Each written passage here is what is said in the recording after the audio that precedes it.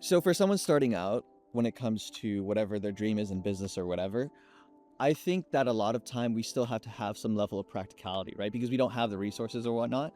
But would you say that sometimes, as a part of pessimism, practicality is an excuse, or maybe practicality is some degree of pessimism?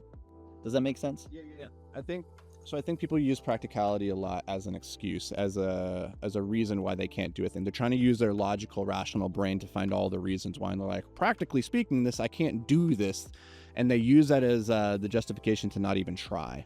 And this again, this is a form of advanced procrastination and pessimism through the guise of, hey, I'm just being a realist, right? Like people like to say, I'm not a pessimist, I'm not an optimist, I'm a realist.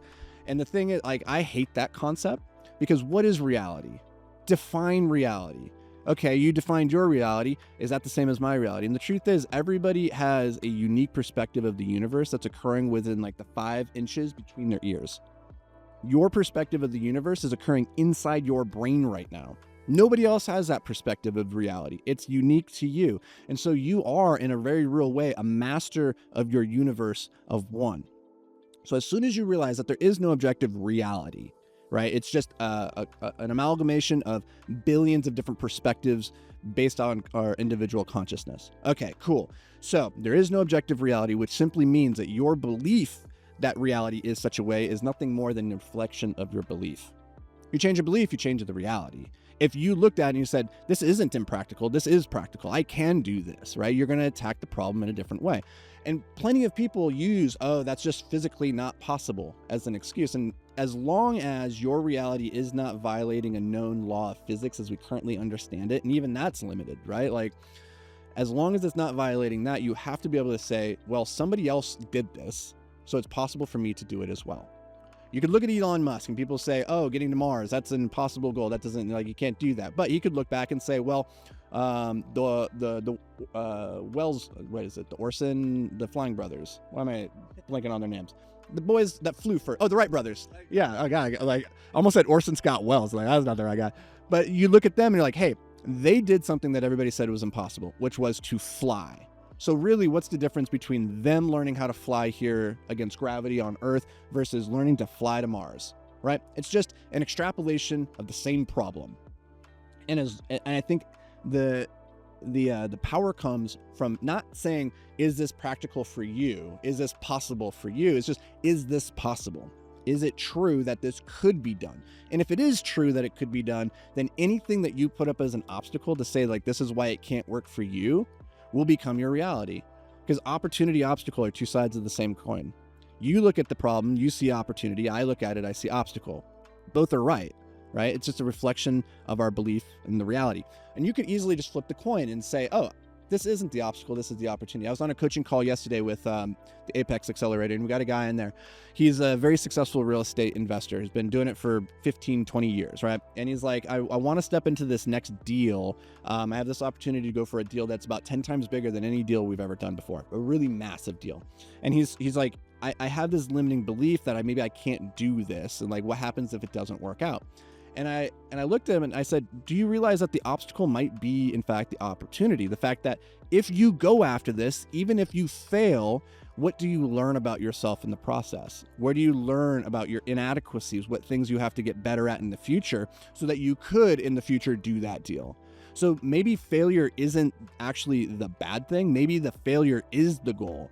Maybe running after this thing and failing is what you need so that you can succeed next time.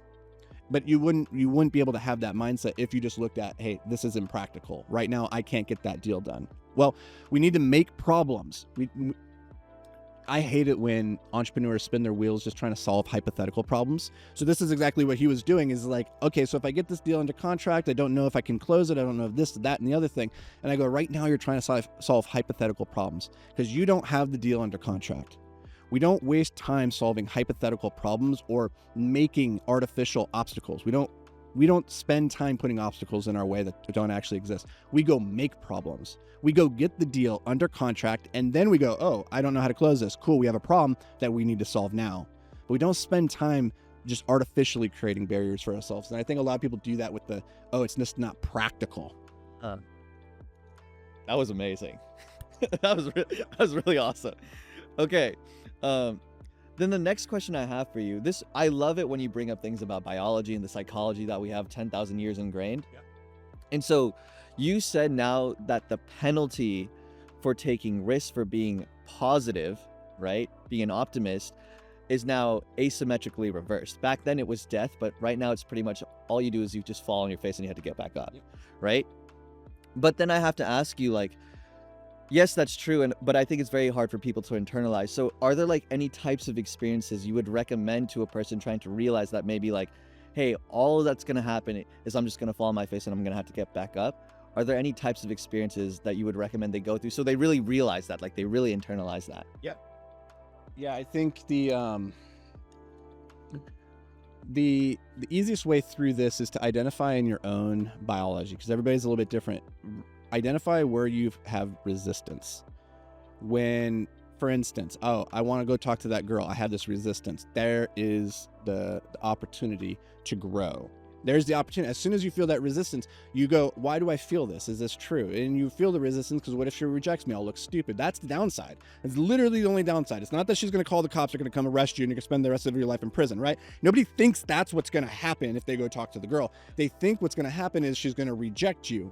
So really the downside is you look stupid, right? And this is why I keep harping on the fact that your success in life is correlated to your ability to look stupid in public. If you're comfortable looking stupid in public, you can have anything that you want. Because the people who are afraid of looking stupid, they never even take the chance. They never go talk to the person. They don't send out that cold DM. They don't go talk to that business owner. They don't try to make the sale, because in their mind, the worst case scenario is that they're going to look stupid, and they let that stop them. When really the comfort with looking stupid or facing that resistance is the price of admission to your greatness, because that's where you start to unlock and you start to realize, like, oh, that was my biology. That was not me. That was something entirely different. And by the way, I'm in control of that. I can actually override my biology. So maybe that's talking to strangers. Maybe that's getting on a stage and speaking. Maybe that's just sharing with the world on social media what it is that, you know, you're passionate about or what you're working on. This is one of the reasons with the students that I work with. These are like very successful entrepreneurs, people who you would objectively look at and say they've made it, they have succeeded, and they are just masters of their own little universe. People will look up to them, but even these people still have things that they are resistant to. And one of those for a lot of us is sharing our stories and just sharing what we're working on with the world. And so one of our daily non-negotiables, or daily fundamentals as we call it, is actually creating content and sharing it on social media. And it's not fancy. It's just pulling out your phone and just talking to the camera, saying, here's what I believe, here's what I stand for, here's what I value, here's what I'm working on, and just putting it out there into the universe. And I think that daily practice of every day facing the resistance doesn't necessarily ever make that resistance go away, but it makes you more competent, more capable for overcoming it, and gives you the confidence, hey, I can, whenever I feel that resistance, I don't have to be a slave to that. Because some people are just so enslaved to that resistance that they will never go talk to the stranger. I don't like talking to strangers on the street. I don't like it, but I can do it. I can do it if there's a purpose, if there's a reason that's connected with a deep why. And for me, a big part of my why is to help entrepreneurs maximize their return on life, because I believe that entrepreneurs are world changers, that they can make the world a better place. And I want that. That's the impact that I can have. And so if pushing through that resistance means I have to go talk to them, I will do that, right? But most people don't. First of all, they don't have the confidence that they could face that resistance. Number two, they don't have a big enough why on the back end of it to motivate them to go do it. They're kind of like, what's the point? Like, I don't really have any reason to go talk to them. Like, I'm comfortable, I'm complacent, I'm happy with where I'm at. A lot of people lie to themselves that happy is the goal, and happy's not the goal. You know, progress is the goal, purpose is goal. Progress in pursuit of purpose is the ultimate goal. So I don't know if that answered your question, but No, I think cool. I think it totally did. All right, so that's gonna do it for us. This is me and Anuj just having a little fireside chat. There's literally no fire here, but we appreciate you guys. If you guys like this format of podcast, by the way, just let us know in the comments. Shoot me a comment or a DM on Instagram, the Anthony Vicino. Come hang out. I try to respond to everybody, because I don't want this just to be a one-way conversation. I want to be connected with you guys. I want to hear what you're working on, what you're struggling with. So reach out. I would love to hear from you, and we'll see you in the next episode. But until then, stay hyper focused, my friend.